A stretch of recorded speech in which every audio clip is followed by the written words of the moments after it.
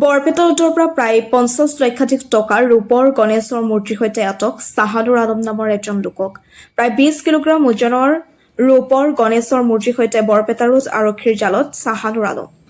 বৰপেটা ৰোডৰ শিমলাগুৰিৰ পৰা আটক কৰা হৈছে লোকজনক।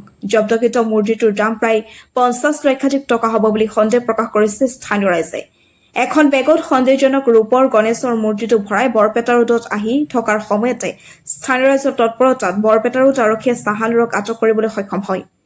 প্ৰত্যক্ষদৰ্শীসকলে জনোৱা অনুসৰি চাহানুৰ আলম নামৰ লোকজনক বৰপেটা ৰোডৰ শিমলাগুৰি উৰণীয়া সেতুৰ তলত সন্দেহজনক অৱস্থাত প্ৰত্যক্ষ কৰি আৰক্ষীক খবৰ দিয়াত ঘটনাস্থলীত বৰপেটা ৰোড আৰক্ষী উপস্থিত হৈ তালাচী চলাই চাহানুৰৰ লগত থকা এখন বেগৰ পৰা প্ৰায় 20 কিলোগ্ৰাম ওজনৰ সন্দেহজনক ৰূপৰ গণেশৰ মূৰ্তিৰ সৈতে আটক কৰিবলৈ সক্ষম হয়। ধৃত লোকজনৰ ঘৰ বৰপেটা জিলাৰ কলগাছিয়াৰ ডিমাপুৰত বুলি জানিব পৰা গৈছে। লোকজনে কোনো মন্দিৰৰ পৰা মূৰ্তিটো চুৰি কৰি বৰপেটা ৰোডত বিক্ৰী কৰিবলৈ লৈ আনিছিল বুলি সন্দেহ প্ৰকাশ কৰিছে বিভিন্নজনে। ইতিমধ্যে বৰপেটা ৰোড আৰক্ষীয়ে মূৰ্তিৰ সৈতে চাহানুৰ আলমক কৰায়ত্ব কৰি অধিক তথ্যৰ বাবে মাৰথান জেৰা অব্যাহত ৰাখিছে। পৰৱৰ্তী সময়ত আৰক্ষীৰ তদন্ততে সমগ্ৰ ঘটনা পোহৰলৈ আহিব।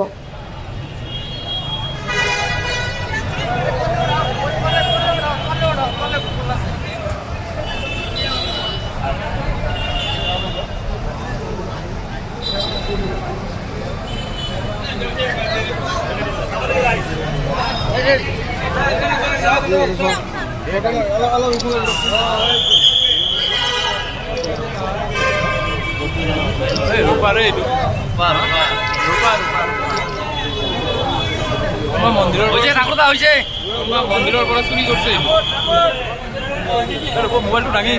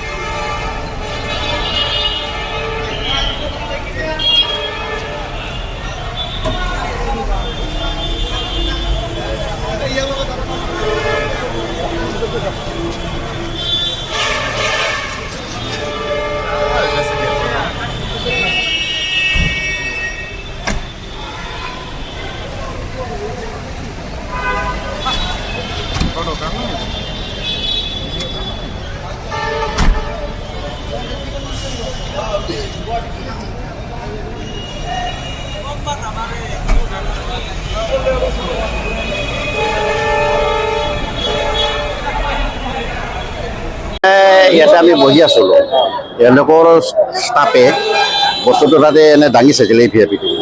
দাঙি চাৰ পিছত দেখে ওজন, কিবা এটা সন্দেহ কৰি ইয়াতে আনিল ওচৰত এই টেবুলখন ওচৰত আৰু দেখা পায় মূৰ্তি তাতে এতিয়া মূৰ্তি তেওঁ মানে মূৰ্তিটো দেখা পাই তেওঁ সুধিল তেওঁ ক'ত পাইছা? বোলে মই নদীত পাইছোঁ। এনেকৈ ৰাইজ জমা লাগিল, প্ৰশাসনৰ মানুহ আহিল, গোটেইকেইটাই মানে এই কৰি ৰাইজক কৈছে আপোনালোকে মূৰ্তিটো আমি হিন্দু মানে মূৰ্তি ৰূপাৰ না কিনা হেৰি ওজন আছে বস্তু মোৰ এটা 15-16 কেজিমান হ'ব লাগে এটা আইডিয়া।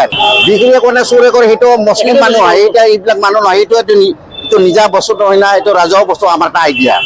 এইটো আনি বিক্ৰী কৰাৰ কাৰণে চুৰ 1 নম্বৰ চুৰ বুলি আমি জানো।